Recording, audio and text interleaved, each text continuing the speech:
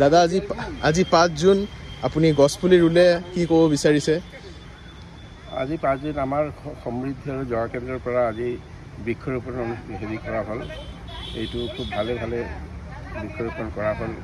আমাৰ সচিব আছে আমাৰ সংস্থাৰ আৰু সদস্য চবেই আহিছে, আহি পেলাই এইটো ভালদৰে এইটো সম্পন্ন কৰা হ'ল। বাছ এইখিনি ক'লোঁ। হয়, ধন্যবাদ। আজি 5 জুন আপুনি সমৃদ্ধি সেক্ৰেটাৰী হিচাপে কি ক'ব বিচাৰিছে? মই সমৃদ্ধি যোগা স্পৰ্টছ এছ'চিয়েশ্যনৰ ছেক্ৰেটাৰী হয়। মই আজি 5 জুনত আজি বৃক্ষৰোপণ কৰিছোঁ। মানে আপোনাৰ পূৰা চব যাতে ভাল থাকে, বতাহ চতাহ যাতে ঠিক থাকে, অক্সিজেন যাতে ঠিক থাকে। অক্সিজেন ঠিক থাকিলে মানুহে ভাল থাকিব পাৰিব। সেইটো কাৰণে আমি চবকে অনুৰোধ কৰিছোঁ যে গছপুলি লগাই কেনে যাতে